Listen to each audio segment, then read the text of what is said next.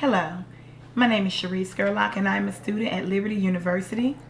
This is my interpersonal communication project for class HSER 508. Next slide.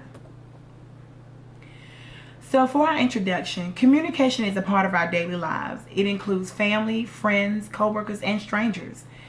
And some of the factors, there are many factors that determine how well or how poorly we communicate. Next slide. We will go over the communication and interpersonal communication, my overarching goals, the concept of enlarging the conversation, understanding the background, personality traits and behavior blends, barriers, noise pollutions, and also go over an action plan. Next slide. What is communication? Per Stewart, it is viewed as a continuous, complex, collaborative process, which also includes verbal and nonverbal meaning making. Also, along with that, he introduced 6 features: meaning, choice, culture, identity, conversations, and nexting. Meaning, we communicate to give meaning or give life to what we're talking about. Choice, it deals with our standards or our morals. Culture, it deals with our age, our gender, our sex, our ethnicity. Identities, this is making sure that we're giving a part of ourselves through the communication process. Conversations, this is the interaction that we have either with an individual or a group. And nexting is usually in the form of a question, and it's usually asking, what can I do to make sure that I get to that next step? Next slide. Interpersonal communication, according to Stewart, it involves people when they use the talking and listening in ways that maximizes the presence of the personal. Meaning that we're talking and listening beyond just the words that are being said at that time. This involves what you give out as well as what you get back. And according to Stewart, this is a process that is called inhaling and exhaling. Next slide. Overarching goals. My goals are to make sure that I'm cautious of the nonverbal communication, handling my emotions during listening, and improving the talker-listener skills. All of these things will help in the communication process. Next slide.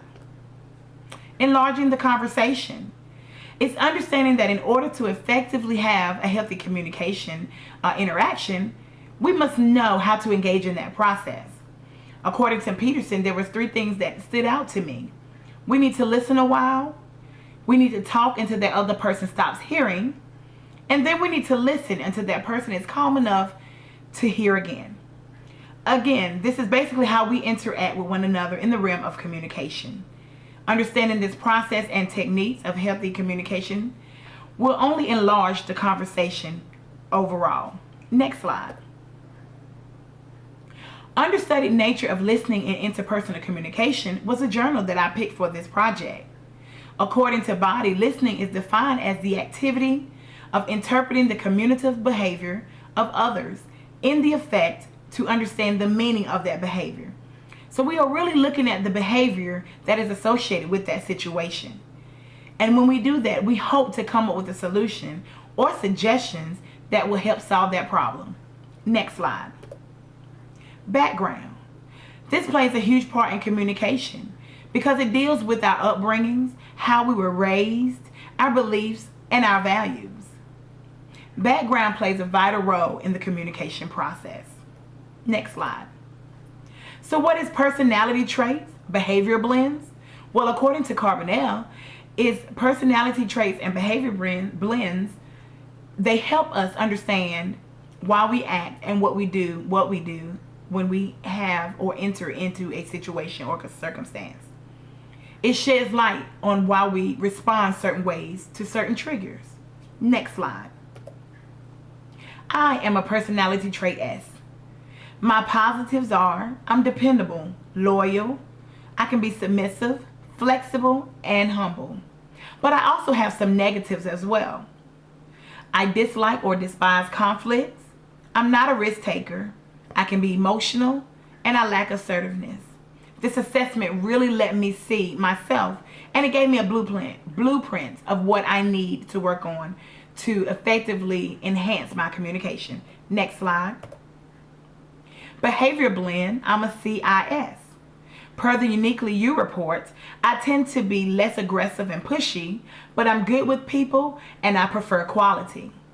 But there are some things that I need to work on, and that is stepping out of my comfort zone, taking charge, and avoiding that bitterness and resentment. Again, that was right on the money.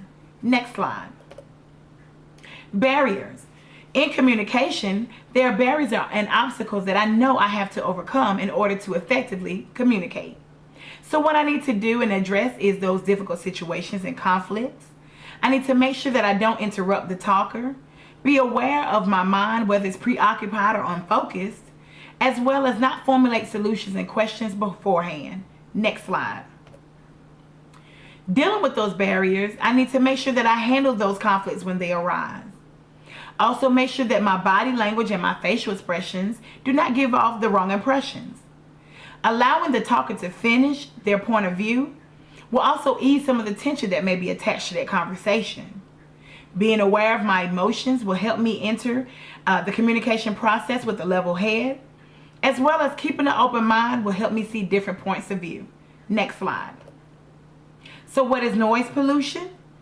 They're distractions that hinder us from effectively communicating. And according to Burley Allen, there are two types of noise pollutions, internal and external. Next slide. My next journal, Noise and Social Dilemmas, they talked about listening and talked about the fact of noise pollution. So if we are able to give information to the person that we're interacting with that there may possibly be some noise distractions, we can possibly eliminate those distractions before they occur. This, whether they be internal or external, this can help reduce them, as well as make us aware of our environment and atmosphere that we're trying to communicate in. Next slide. Internal noise pollutions are biased listening, hearing what we want to hear, emotional listening, and having a closed mind. Next slide. External pollutions are electronic or audio technology, loud noises, room temperature, and sidebar conversations. Next slide. So how do we prevent these? So some solutions are making sure that we're cautious of our preconceived notions, as well as monitor our emotional levels. External, we want to make sure that we eliminate loud noises. Also make sure that the room temperature is conducive for the conversation. Next slide. So what is the plan of action? The plan of action is what we implement to make sure that it helps us reach our goals. So my plan of action is that I make sure that I deal with the emotional side. I want to make sure that I deal with internal distractions. Those nonverbal cues, I want to make sure that I'm not giving the wrong impression by looking bored, disengaged, or tired. And utilizing the talker listener card, I want to make sure that I utilize that to take turns in the communication process. This will help in the long run. Implementing this plan will help me on my journey to becoming a marriage and family counselor, as well as improving my day-to-day interactions in regards to communication. This is my project. I hope you enjoyed. Have a good day.